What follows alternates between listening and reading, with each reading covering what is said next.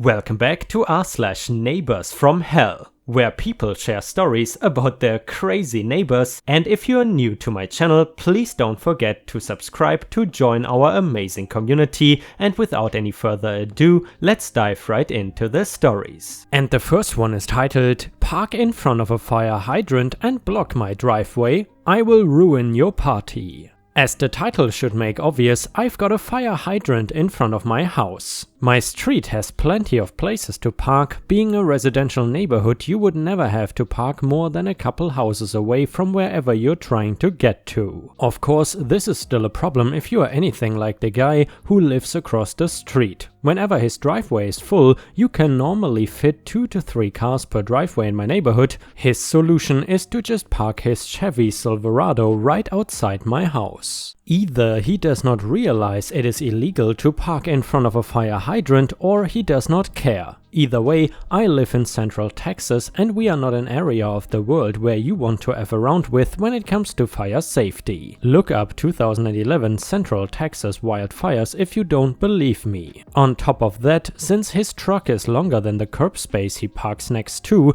the ass end of his truck sticks a couple feet into my driveway, making pulling into my driveway fairly difficult. I should also add, this is the space where I put my garbage and recycling cans, so on garbage day I would have nowhere near my curb I can drag my cans to unless I boxed his truck in, which I did without a second thought. To combat him parking there, I started keeping my garbage can out at the curb at all times. I figure if there is a fire on my street, it will be easier for the fire department to move my garbage can a foot out of the way than his entire truck. This all worked as intended until Saturday night, when I looked out my front window and saw his truck parked there with my garbage can moved onto the sidewalk. Clearly, this was not a case of not noticing the fire hydrant, since he had to have seen it when he put my garbage can right next to it to make room for him to park. He just decided his convenience was more important than the fire department's. I left to go pick up a pizza for dinner and nearly took out my own mailbox trying to avoid the back of his truck. I decided it was the last straw, so when I got home, I took some photos of his car and took down the license plate just in case I would need evidence. I also noticed a bunch of cars parked on the street and a guy walking to parking douchebag's house with a case of beer. They had a party going on, time to spoil it. I called 311 city services and asked how I might address the situation, knowing they would likely connect me to the non-emergency police department line. They did, and I gave them the necessary information as well as a condensed version of what I have written so far. They said they would send an officer out. It must have been a slow night because I had a cop at my door within 20 minutes looking for the owner of the truck. The dispatcher mistakenly thought I was the owner, not the caller. I pointed to the house of the offending driver and watched as he knocked on the door, brought the guy out and showed him the 2 parking violations he was citing him for. Wrote him a ticket and I assume told him to move his car before driving off. Victory. It got better though. The guy went to start his car and it wouldn't start. He had a few of his friends out helping him now, and they got a set of jumper cables. They pulled up another truck, hooked up the cables, and still nothing. They spent the next half hour looking at the engine as I sat inside enjoying my pizza, and they still couldn't get it going. I checked back every few minutes and eventually saw them just standing around, having given up on getting the car started. It turned out they were waiting for a tow truck to come, since the car decided right then and there it didn't want to live anymore. The tow truck eventually came and towed the truck away, all probably an hour after the police cited him for the violations. So on top of the ticket, he had to pay for a tow and had to go back to his party knowing he would have to get his truck fixed. I woke up yesterday morning and took the empty pizza box down to the trash can and set it back in front of the curb, knowing he learned his lesson the hard way. Edit, although most of the responses this is addressed to have been deleted. For all those outraged, I didn't just talk to my neighbor, I have talked to him in other situations and it hasn't done a thing. A few months back his dog was off leash and went after my dog while I was taking him out for a walk. He laughed and said his dog was just toughening my dog up. On July 4th around 1 AM, I went out to ask him and his family to stop shooting off fireworks in the middle of the street, which they'd been doing for about 3 hours, and he told me to F off. They did stop though. If he doesn't have the courtesy not to block my driveway, I'm not going to have the courtesy to explain why that is not cool to do. And guys, if you enjoy the Neighbor from Hell stories, please don't forget to post some star emojis in the comments to show your support. Thank you so much in advance, your support is absolutely awesome and I am very grateful to have you here. And the next one is titled Pool Day Problems. I travel a lot for work. I usually spend a lot of time in more rural, smaller towns, but on this trip, my company put me up in a 4-star resort in Tucson, Arizona. It was a 2-week project, and rather than fly home Friday, I figured I would stay the weekend and get drunk at the resort pool. Swim-up bars are my weakness. While I am usually solo on the road, I actually knew a girl, and a cute one at that, who lived in the area. The bad news was that it was the 4th of July weekend. This hotel had quite the shindig setup for the holiday, laser light shows, DJs, bands and special nightly rates to attract the locals to fill up the resort. The place was packed and by Friday all hotel guests needed to have the correct color wristband, which was distributed by the front desk to walk the resort grounds. Saturday morning my friend and 2 of her girlfriends come meet me at the hotel. We get down the pool around 2 and it is a complete crap show. Tons of kids, tons of visibly drunk adults and not a single empty chair in sight. After a few laps around the pool area, my friend spots an empty chair and we drop off our towels, bags, etc. and head to the swim-up bar. I am 2 or 3 drinks into my day when one of the girls with me informed us that our chair had been taken over by a group of preteen girls. All of us head over to the chair and I see all of our stuff has been thrown off the chair. Why did you throw all of our stuff on the ground? We have been here all day. Did you have anything indicating that you were saving this chair? No, but whatever. We were here first. My friend starts to argue with the preteens, but I don't care enough to stick around to see who wins the fight. Back to the bar I go. A few minutes later, one of the preteens, who I guess didn't recognize me, swims up to her mom, who incidentally is sitting next to me at the bar. I overhear the conversation where she said her chair was stolen. Her mom goes on an alcohol-fueled rant where she promised to "I'll kick their asses" and "stand up for what was rightfully hers." I was about to interject and explain the actual adult side of the story when I noticed something and called over the bartender. "Sir, I need your help. Can you call security?" "Sure, what is the issue?" "This lady and her group don't have wristbands on." The lady had a look of sheer terror. I smiled. I got 4 seats by the pool when they were all escorted off the property. And the next one is titled Neighbor Sends Passive-Aggressive Unmarked Letters in Complaint, so I'll make sure they keep sending them. Hey there, bit of prefacing, my wife and I are first-time homeowners in our mid-20s who just purchased a small place 2 months ago in a nice little neighborhood not too far from our old apartment. I work a night job, so I sleep a good chunk of the day and I am most active at night, while my wife works all manner of different hours because retail. We rarely see each other during the day, but always make an effort to spend at least a few hours together after I get home.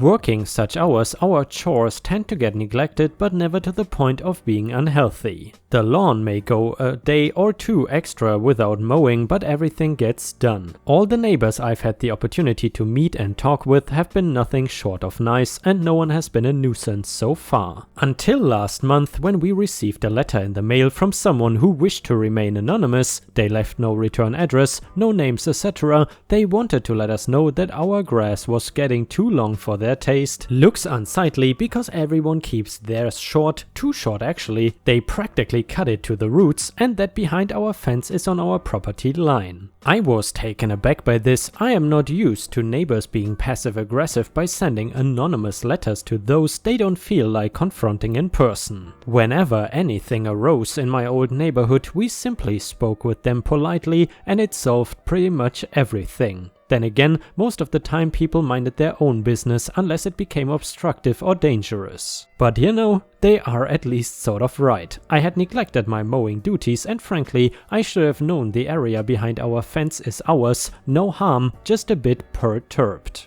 Then came today. We have done a better job keeping up with chores and our grass was not too high. The previous homeowner fertilized the lawn, so the whole damn thing grows like weeds. If it goes a week without a trim, it gets a bit long, but by no means does it look unbecoming of suburban lawn. Despite all that, another letter came, short but sweet this time around, simply stating that they called the city and reported us. The city is going to come out to mow our lawn and charge us for it, and that they will put a lien on our property. What? I spoke with the city admin department and the police, got the nitty-gritty on if anything was illegal or whatever. Basically everything they said was false. The most I would get is a ticket, and the zoning guy would always contact us first and give reasonable time to rectify it ourselves. Not to mention, in our city the unacceptable length for grass is 6+ inches, ours was nowhere near that. Our friendly neighborhood cop informs me that it is our property and we can upkeep it however the F we want. And so I shall. To make sure Mr. and or Mrs. Neighbor improve their shaky ass penmanship, I'm gonna let my lawn grow exactly the same length every week or so before mowing it, just like how it looked a few days ago when it was mowed. Incidentally, the exact day the letter was postmarked. And on top of that, I have instructed the post office to discard any mail with no return address that comes our way. I hope you get a hand cramp every week, you sorry old sots. And Ripe Stars, I have to admit that was a surprisingly satisfying neighbor revenge story. And I am curious, has your neighbor ever reported you to the city for petty offenses like the one in the story? Let us know in the comments if you ever had to deal with such annoying neighbors from hell.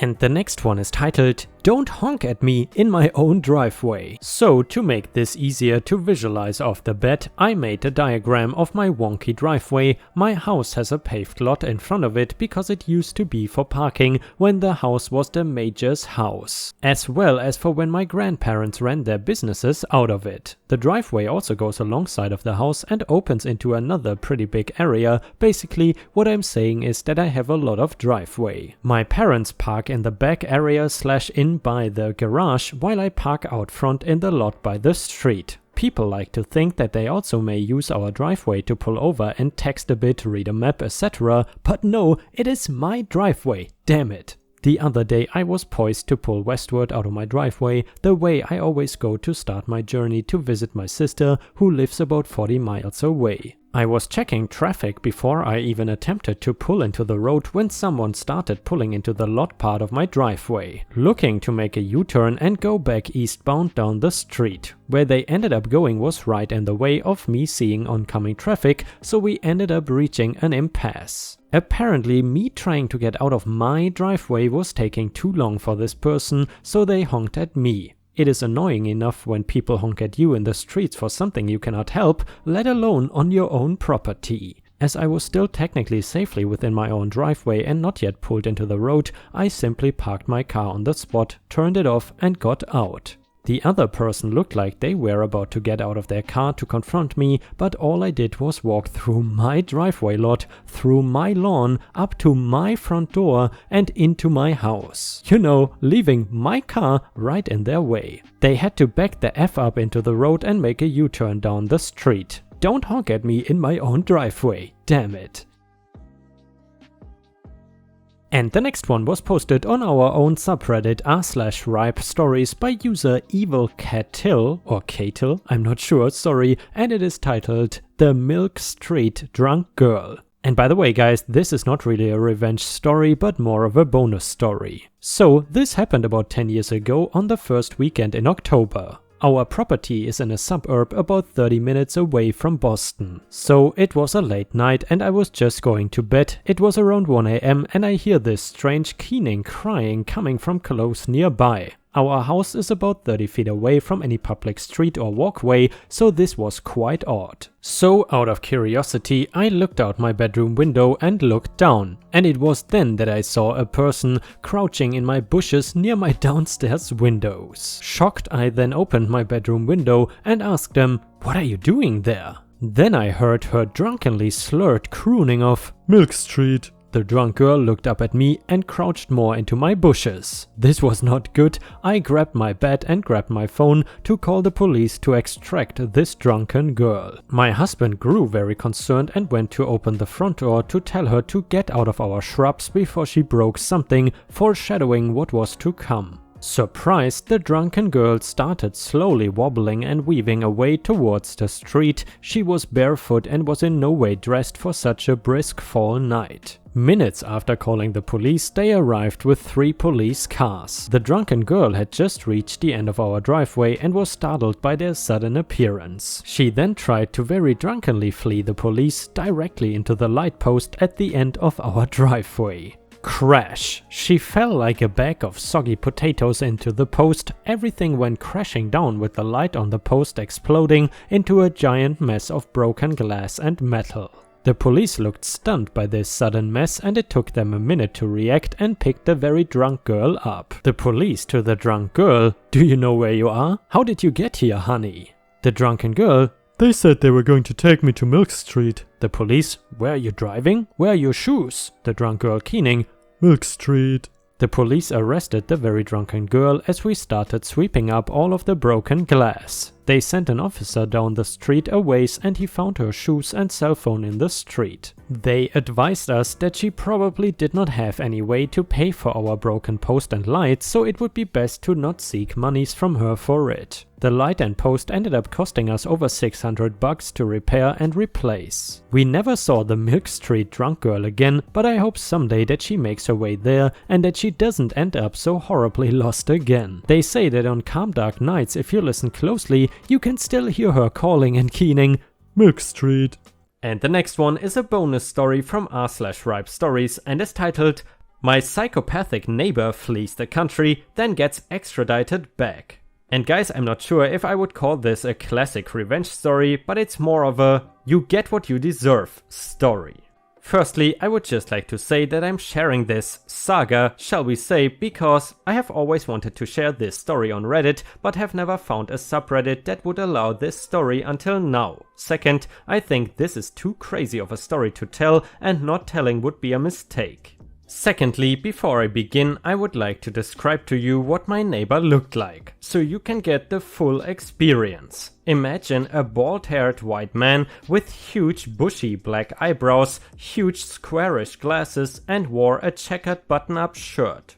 For as long as I could remember, my neighbor Larry and his wife, nice lady, lived across the street to me and ran a bed and breakfast, important to remember. I never really had any drama with Larry or nice lady. They went to my brother and mine's yard sales. They brought my Bratz doll toy camera, which I regretted, for their grandchild.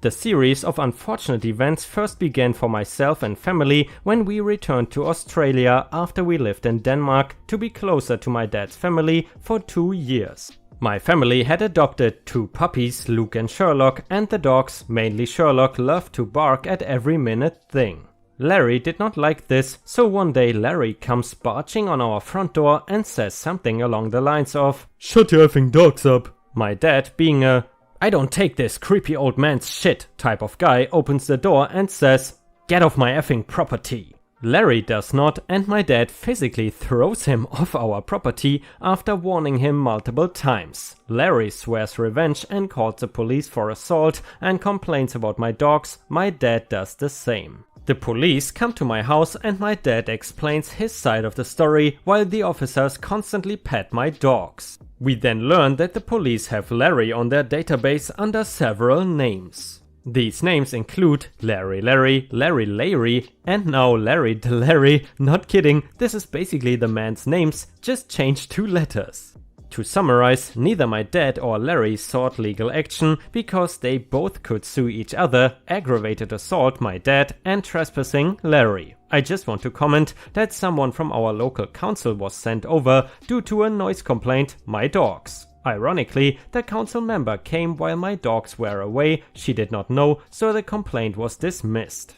By the way, did I add that both of Larry's next door neighbors have dogs and our dogs were not even barking when Larry bangs on our front door. Skip forward to a couple of months, my mom is talking to a neighbor who is friends with nice lady, I think. She then finds out that Larry was poisoning his wife, yes you heard right, poisoning his own wife with arsenic. Why you think he did this? Because Larry wanted ownership of the house for his bed and breakfast. His plan failed when nice lady had a blood test or something, as she was extremely unwell and the doctors were unable to work out what was wrong. Of course, the doctors found arsenic in her bloodstream. I don't know what happened directly after, but I'm assuming that nice lady connected the dots and realized that it had to be Larry because he was the one making the food and there was no other way of the arsenic getting into her system. To my mom's and later myself's shock, Larry fled Australia but was extradited back due to nice lady wanting to press charges on her ex-husband. Nice lady had a restraining order placed on Larry. This meant that he was unable to legally go down my street. One night during dinner, when I found out the full story of Larry, it turns out Larry was talking creepily to my older brother when he was around 3 to 5 years old and asking him if he would like to pet Oscar.